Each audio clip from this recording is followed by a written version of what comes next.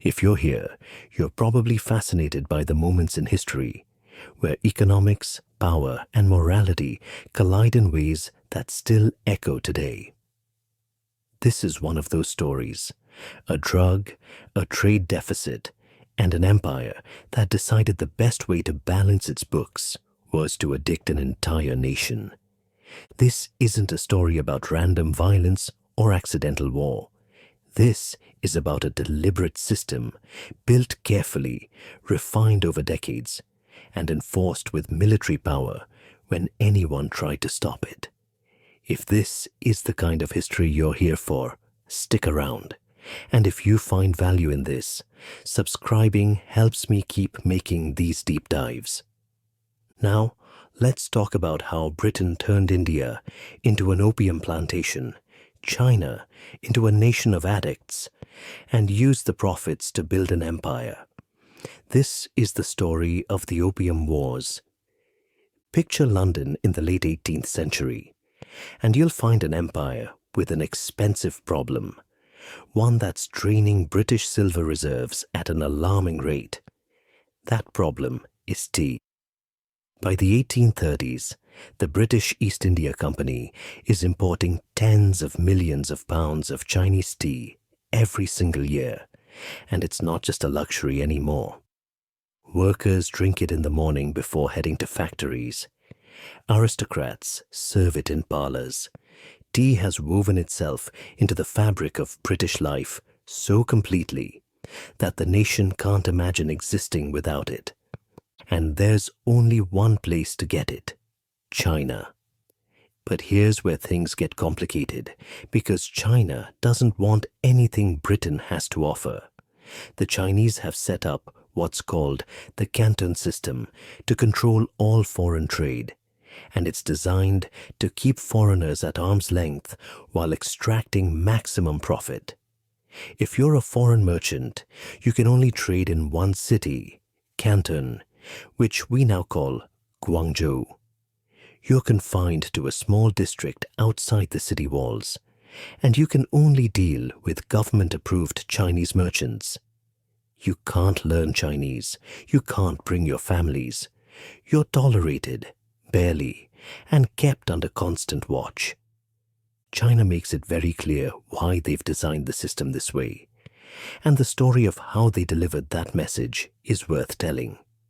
In 1793, Britain sends Lord George Macartney to Beijing with an entire diplomatic mission. Ships full of gifts, scientific instruments, clocks, telescopes, demonstrations of everything British manufacturing can produce. The goal is to convince the Qianlong Emperor to open more ports, establish diplomatic relations, and expand trade beyond the suffocating restrictions of Canton. The emperor's response becomes one of the most famous diplomatic rejections in history. He writes to King George III, and his message is polite, formal, and absolutely devastating. He explains that China possesses all things in abundance and has no need for the products of Britain's workshops. The gifts are appreciated as gestures of respect, but they serve no practical purpose because China is the Middle Kingdom, self-sufficient, complete, the center of civilization. Everything Britain has brought is, in his view, curious but ultimately useless. The mission returns home humiliated, but they also come back with a problem that won't go away. The trade between Britain and China is completely one-sided, and it's becoming unsustainable. Britain buys massive quantities of tea, silk, and porcelain from China. China buys almost nothing in return. So how does Britain pay? With silver, massive amounts of it flowing out of British reserves and into Chinese vaults year after year. By the 1830s, the trade deficit is a genuine crisis. Britain is essentially a tea junkie that can't afford its habit, and China is the dealer who only accepts payment in silver. British merchants are desperate to find something that will reverse this flow. The East India Company is desperate. The British government is desperate. They need something China wants, something China will buy in massive quantities, something that will reverse the silver flow and restore the balance of trade. And somewhere in the counting houses and company offices of the British Empire, someone realizes they already have it. Opium. The answer to Britain's China problem doesn't come from Britain itself. It comes from Bengal in eastern India, where the British East India Company has transformed from a trading organization into something far more powerful and far more dangerous. In 1757, after the Battle of Plassey, the company defeats the Nawab of Bengal, and this victory marks a turning point that changes everything. The company isn't just buying and selling goods anymore.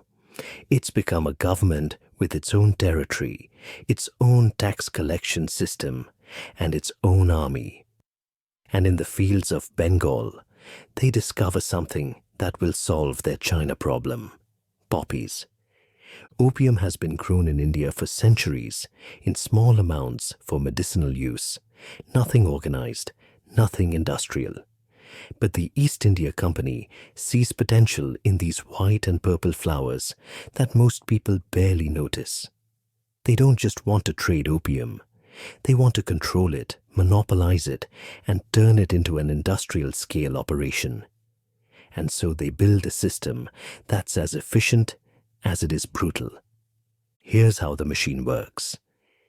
First, they take control of the land, and as the new government of Bengal, they have the power to tell farmers what to grow. Peasants who've cultivated rice, wheat, and other food crops for generations are now pressured, and in many cases forced, to grow poppies instead.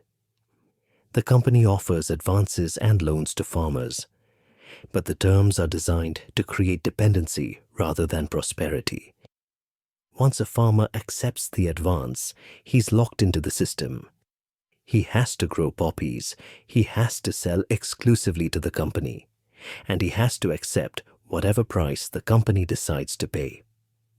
If a farmer refuses or tries to sell his opium to someone else, he faces penalties, fines, legal action, sometimes violence. The system is refined over decades until vast stretches of Bengal's most fertile agricultural land are covered in poppy fields. When harvest time comes, the farmers extract the raw opium sap from the seed pods, and it's collected, processed, formed into balls, and packed into wooden chests that weigh about 140 pounds each. And then the company sells it at auction in Calcutta to private merchants, many of them British, who smuggle it into China, because technically China has banned opium imports since 1729. This arrangement lets the company keep its hands officially clean while taking massive profits from every stage of the operation. And the numbers tell a story that's almost hard to believe. In the early 1700s, only about 200 chests of opium per year flow into China, a trickle barely noticed. By 1767, it's around 1,000 chests annually. By the 1820s, it's over 10,000 chests per year. And by 1838, approximately 40,000 chests are being smuggled into China every single year. That's over 5.6 million pounds of opium flooding into the country annually. The profits are staggering beyond anything the company has seen before. Opium becomes the second largest source of revenue for British India, second only to land taxes, and it funds everything: the colonial administration, the army, infrastructure projects, the entire machinery of imperial control. The British East India Company has essentially created a narco-state, a government funded by industrial-scale drug trafficking. And it works exactly as planned. That silver that was draining out of Britain into China, it reverses direction. Now silver is flowing out of China, flooding back through the opium trade into company coffers and British hands. The trade deficit that seemed unsolvable is suddenly solved. Britain can afford its tea addiction again. All it costs is the deliberate, systematic addiction of millions of Chinese people. But that's happening thousands of miles away, where British citizens don't have to see it or think about it. While Britain is solving its economic problems, China is descending into a crisis that's building slowly at first, then accelerating faster than anyone can control. Opium itself isn't new to China. It's been used medicinally for centuries in small, controlled amounts for pain relief and treating certain illnesses. But something fundamental changes in the 17th and 18th centuries when people start smoking it, mixing opium with tobacco in pipes. The method spreads from Taiwan to the mainland, from coastal cities inland, and recreational use explodes across the country. This isn't medicinal use anymore. This is addiction spreading like a disease through the social fabric of the empire. The Qing emperors recognized the danger early and try to stop it. Emperor Yongzheng issues the first major ban on opium smoking and sales in 1729. Emperor Jia strengthens the ban in 1799, making it stricter and adding harsher penalties. Another decree follows in 1813 with more restrictions. But the bans don't work, and there are 3 reasons why. First, there's profit. Smuggling opium is incredibly lucrative for everyone involved. Chinese merchants make fortunes, corrupt officials take bribes to look the other way, and everyone along the chain from the coast to the interior has a powerful incentive to keep the trade flowing. Second, enforcement is essentially impossible when China's coastline stretches for thousands of miles with countless harbors, rivers and inlets where smugglers can operate. The authorities simply can't be everywhere at once, and smugglers adapt their methods faster than the government can respond. Third, and most importantly, demand keeps growing. Because once addiction takes hold of a population, it doesn't stop, it spreads.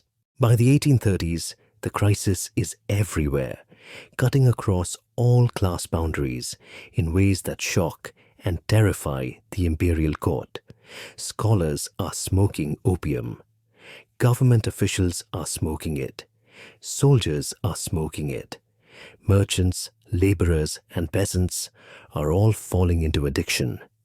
Opium dens open in cities and villages, dark, smoky rooms with rows of platforms where people lie on mats with their pipes. The sweet, acrid smell of burning opium thicken the air. At first, it's recreational and social, something people do for pleasure or to relax after work. Then it becomes necessary. Users need it just to function, to work, to eat, to sleep. Families start selling their possessions to buy opium. Heirlooms that have been passed down for generations, land, anything of value goes to feed the addiction. The economic impact devastates communities across China. Remember that silver flow we talked about? It's destroying the Chinese economy in ways that hurt ordinary people the most. Silver is China's currency, and as massive amounts flow out to pay for opium, the value of silver inside China rises sharply. That means copper coins, which ordinary people use for daily transactions, lose value relative to silver. But here's the cruel twist. Taxes are collected in silver, while peasants earn and spend in copper. So as the exchange rate shifts, the effective tax burden on common people increases dramatically, even though the nominal tax rates haven't changed. They're being crushed from multiple directions at once, by addiction, by economic instability, by a currency crisis they don't understand, by a system that's breaking down around them. Emperor Daoguang inherits this nightmare and watches his empire weaken from within. Opium addiction is spreading even among his own officials and soldiers, the very people who are supposed to maintain order and defend the realm. Internal rebellions are starting. The social fabric is tearing. In 1838, he decides he has to act decisively, and he appoints a man to stop the opium trade completely, whatever it takes. The man's name is Lin Zexu, and his appointment will change everything. On December 31st, 1838, Lin Zexu receives his orders from the emperor in Beijing, and they're as clear as they are daunting. He's being sent to Canton as imperial commissioner with a single mission: end the opium trade. Lin is 53 years old, a scholar and administrator who's built his reputation on integrity, on his refusal to accept bribes in a system where corruption is endemic, and on his dedication to Confucian principles of duty and service. He's also practical enough to know this won't be easy, but he's determined to succeed where others have failed. On March 10th, 1839, Lin arrives in Canton and doesn't waste a single day. Within his first week, he arrests over 1,700 Chinese opium dealers and confiscates more than 70,000 opium pipes. He moves with a speed and decisiveness that catches everyone off guard. But arresting Chinese dealers is just the opening move, because Lin knows the real target isn't the Chinese merchants who distribute the drug. It's the foreign merchants who bring it into the country, the British and American traders operating from the foreign factories outside Canton, who are the source of the flood. Lin issues an order demanding that foreign merchants hand over all their opium, every chest, every ounce, and sign a bond promising never to trade opium again, with the understanding that violation means death under Chinese law. The merchants refuse, calculating that Lin is bluffing or that their governments will protect them. On March 24th, 1839, Lin shows them he's not bluffing. He surrounds the foreign factories with troops, thousands of soldiers forming a complete cordon that no one can cross. All Chinese servants are ordered to leave the factories. Food supplies are cut off. The foreign merchants, including the British Superintendent of Trade, Captain Charles Elliot, are trapped inside their own buildings, cut off from supplies, from communication, from any hope of outside help. Lin's message is crystal clear: hand over the opium, or you're not leaving. After 6 weeks of this siege, watching their food dwindle and realizing no rescue is coming, they break. Elliot, representing the British government, agrees to Lin's terms. They'll hand over the opium, all of it, over 20,000 chests, representing approximately 1,400 tons of the drug. Between May and June of 1839 at Human, Lin oversees the destruction personally, because he wants there to be no doubt about what's happening. This isn't just opium being dumped carelessly into the sea. It's done systematically, publicly, almost ceremonially. Workers dig trenches near the Pearl River and mix the opium with salt and lime, a chemical process that breaks down the drug and makes it unusable. Then they flush the mixture into the sea. The operation takes 23 days, with thousands of workers processing hundreds of thousands of pounds of opium.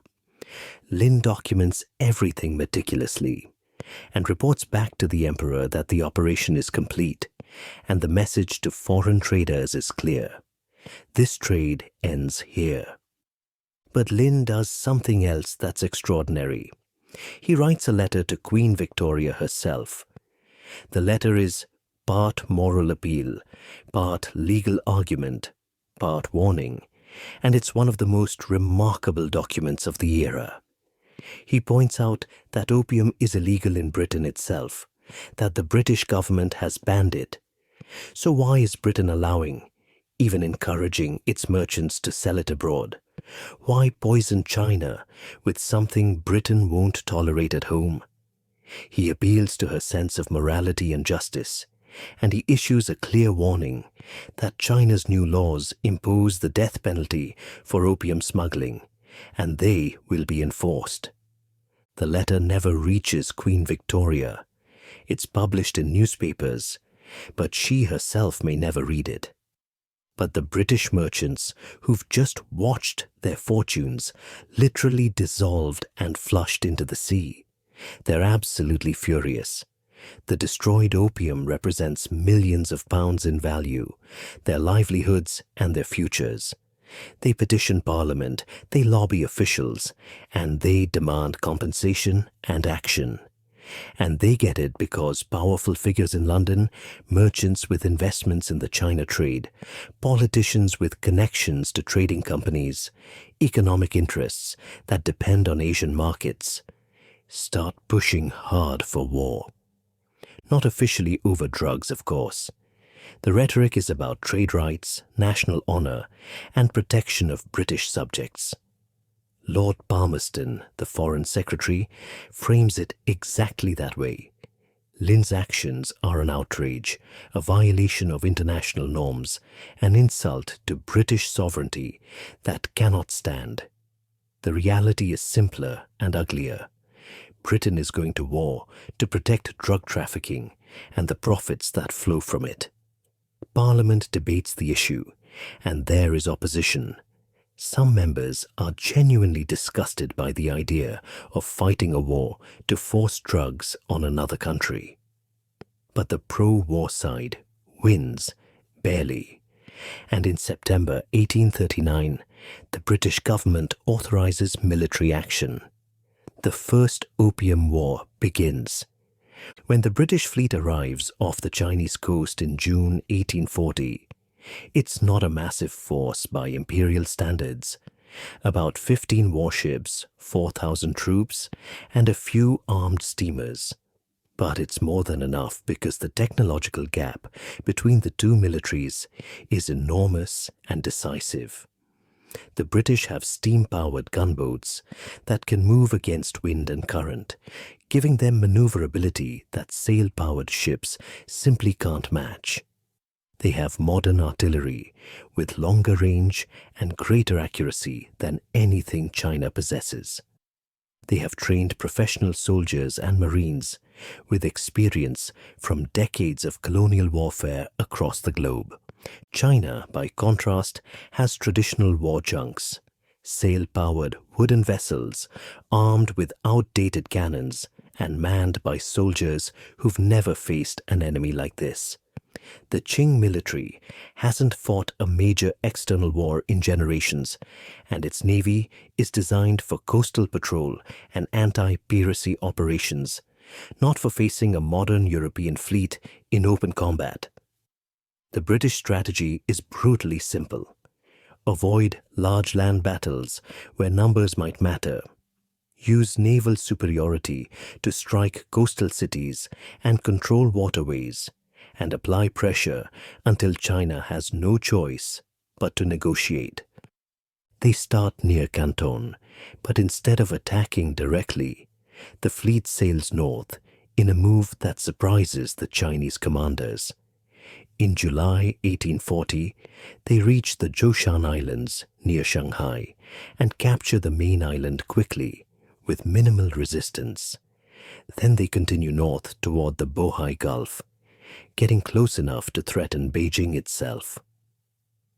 The Qing court panics at the idea of foreign warships approaching the capital, and the emperor orders immediate negotiations. He sends officials to talk terms, but the negotiations go nowhere because both sides are too far apart on what they want and what they're willing to concede.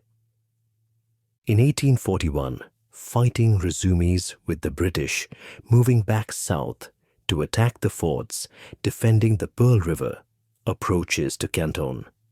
The Bogue forts are key defensive positions armed with cannons and manned by Qing troops who fight bravely but are outmatched. British steamers move into range and open fire, while maneuvering in ways the Chinese gunners can't predict or counter. The forts fall one by one. Then the British push up the Pearl River toward Canton itself, and by May 1841, they're threatening the city directly. The city agrees to pay a ransom to avoid being occupied, but the war isn't over because the emperor refuses to accept the preliminary agreement that's been negotiated. He's angry, he recalls his negotiators, and he orders continued resistance. In August 1841, the British attack and capture Xiamen. In October, they take Ningbo. When Qing forces launch a counterattack against Ningbo in March 1842, it's one of the few large-scale Chinese offensives of the entire war, but it fails with heavy casualties, and the British hold the city. By 1842, the British adopt a new and even more devastating strategy. They sail up the Yangtze River, China's main waterway and economic lifeline. They capture city after city along the river: Wusong, Shanghai, Zhenjiang. In July 1842, the British fleet reaches Nanjing, one of China's most important cities, a former capital, a cultural center, a strategic hub. As the British prepare to bombard it, the Qing government finally accepts that the war is lost. On August 29, 1842, the Treaty of Nanjing is signed, and it's the first of what China will later call the unequal treaties. The terms are devastating. China pays a massive indemnity of 21 million silver dollars to cover the cost of the war and the destroyed opium. Hong Kong Island is ceded to Britain forever. 5 ports are opened to British trade: Canton, Xiamen, Fuzhou, Ningbo, and Shanghai, where British merchants can live and conduct business freely. Tariffs on British goods are set at low, fixed rates that China can't change. British subjects in China will be subject to British law, not Chinese law, a principle called extraterritoriality that essentially places them above Chinese justice. The treaty doesn't mention opium directly, but it doesn't ban it either, so the trade continues and even expands. Britain has won, but this isn't just about drugs anymore. It's about forcing China to open its markets, to accept foreign control over its own trade policy, to submit to demands made at gunpoint. For China, it's a catastrophe. They've lost a war on their own soil. They've surrendered territory. They've accepted humiliating terms dictated by a foreign power. And they've learned a terrible lesson that will haunt them for the next century. They can't defend themselves against modern military technology. The image of the Qing Empire as the invincible Middle Kingdom, superior to all outsiders, is shattered. This is the beginning of what Chinese historians will call the century of humiliation, and it's only the beginning. Chapter 6: Between Wars. Unequal Deals and Internal Chaos. 6 to 8 minutes. The Treaty of Nanjing opens the door to China, and other foreign powers rush through it like water through a breach in a dam. In 1844, the United States signs the Treaty of Wangxia with similar terms: trade rights, most favored nation status, extraterritoriality. That same year, France signs the Treaty of Whampoa, adding provisions that specifically protect Christian missionaries who want to proselytize in China.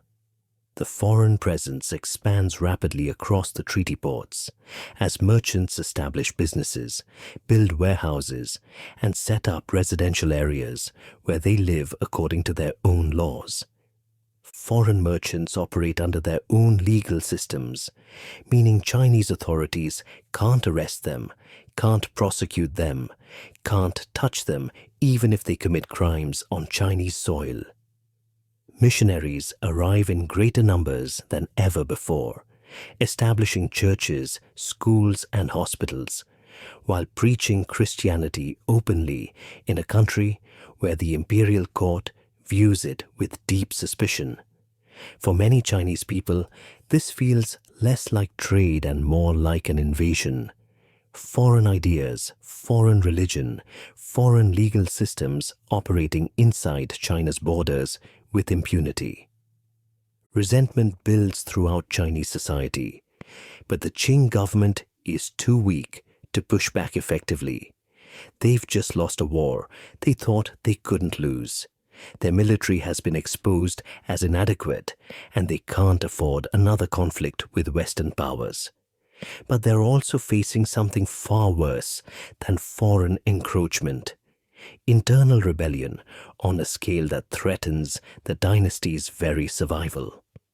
In 1850, the Taiping Rebellion begins in southern China, sparked by a failed civil service exam candidate named Hong Xiuquan, who has religious visions and comes to believe he's the younger brother of Jesus Christ, sent to rid China of demons and establish a heavenly kingdom on earth. He gathers followers from the dispossessed, from peasants crushed by economic hardship, from people angry at Qing corruption and the humiliation of foreign domination. The movement grows with explosive speed, and within a few years, the Taiping control huge territories in central and southern China, establish a capital at Nanjing, and field armies hundreds of thousands strong. The Qing Empire is fighting for its life.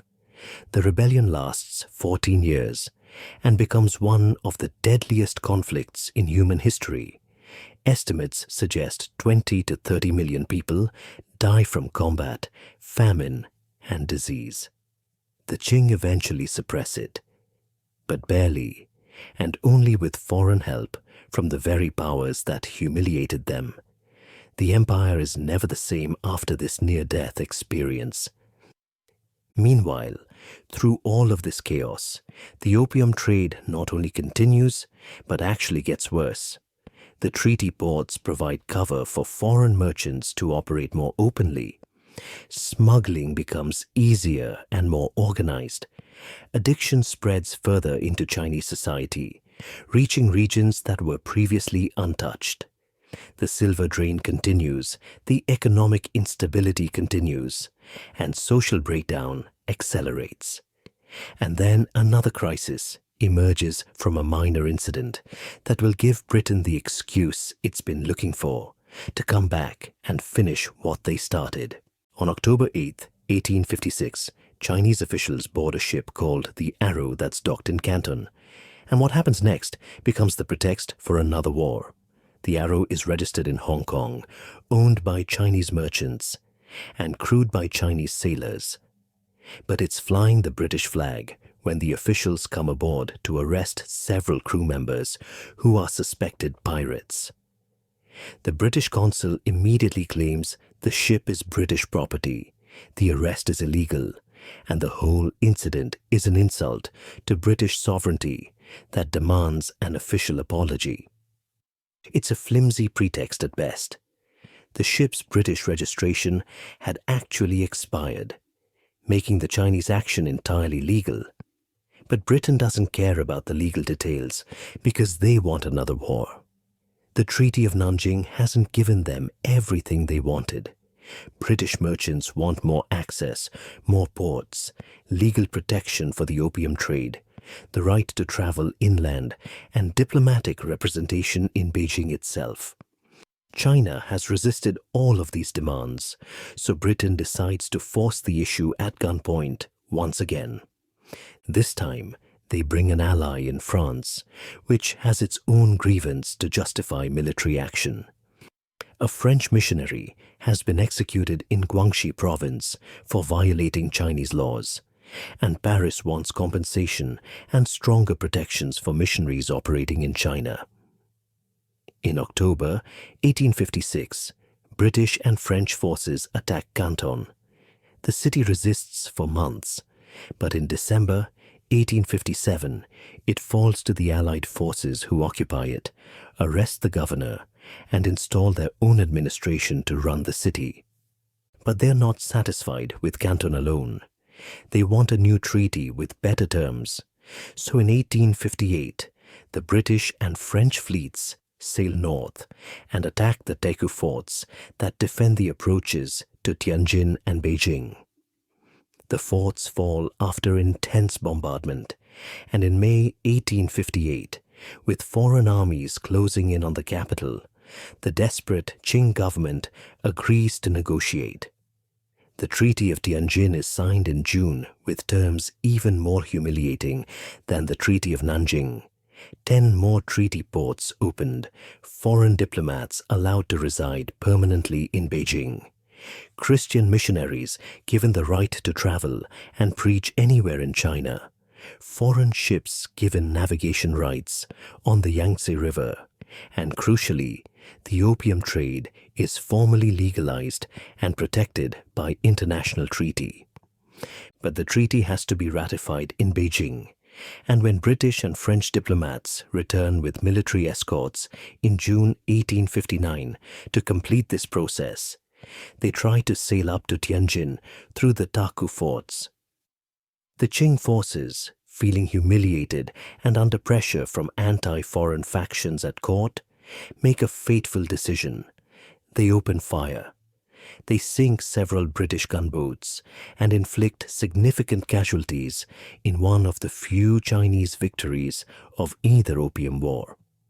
But militarily successful as it is, politically it's a disaster because Britain and France are furious, and they raise a much larger invasion force to teach China a lesson it won't forget.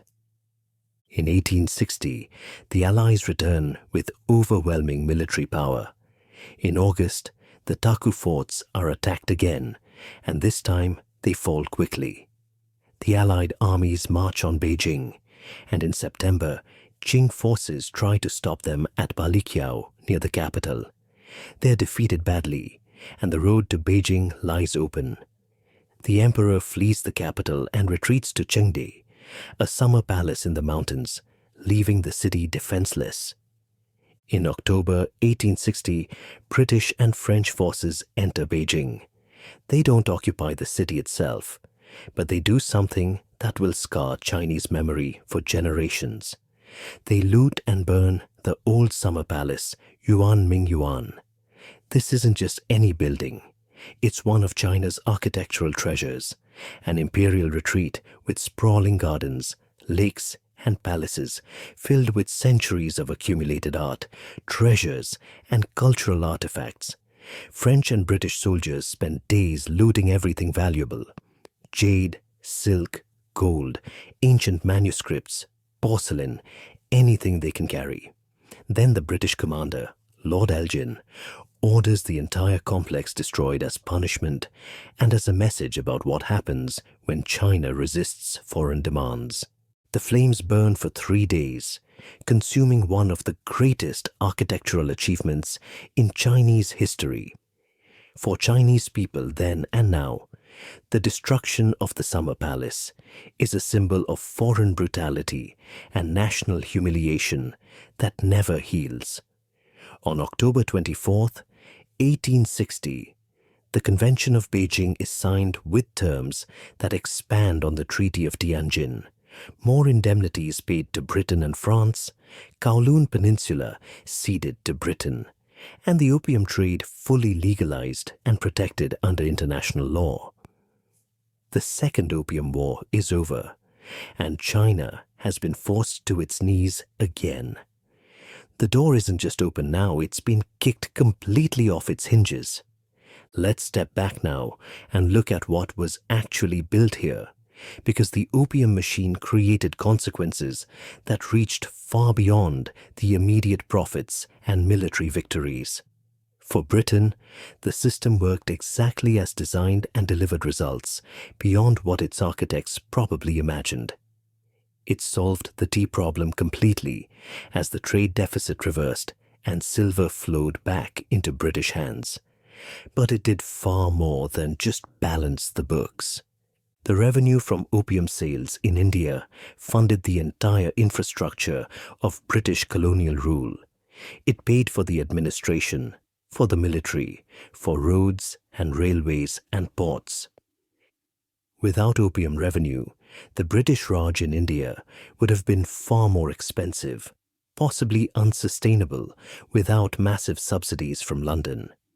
Hong Kong, seized as a result of the First Opium War, became one of the most valuable imperial possessions, a free port and hub for trade throughout East Asia, a British foothold in China that would last over 150 years. The treaty ports, especially Shanghai, grew into centers of foreign influence and commerce that shaped the entire region's development. For British merchants, the China trade created enormous fortunes. Firms like Jardine Matheson, founded by opium traders, became massive corporations that still exist today, though they've carefully distanced themselves from their origins. But we need to look honestly at what this success cost other people, because the machine ground up millions of lives in its operation. For India, the opium system was devastating in ways that compounded over decades. Millions of Bengali peasants were forced or pressured into growing poppies instead of food crops, and their land and labor were diverted to producing a narcotic for export, while they saw minimal profit. The East India Company paid them low fixed prices while selling the opium at enormous markups. Local economies were twisted around the opium trade as food production decreased and famines became more frequent and severe. The system created dependency, debt, and poverty that persisted for generations, warping the agricultural economy of one of India's most fertile regions. For China, the consequences were even more catastrophic and longer lasting. The Opium Wars marked the beginning of what Chinese historians call the Century of Humiliation, a period from 1839 to the founding of the People's Republic in 1949, when China experienced multiple foreign invasions, was forced to sign unequal treaties with over a dozen countries, lost territories including parts of Manchuria to Russia and Taiwan to Japan, and saw foreign powers carve out concessions and spheres of influence across Chinese territory. The Qing dynasty collapsed in 1911, unable to recover from the accumulated shocks. Civil war followed.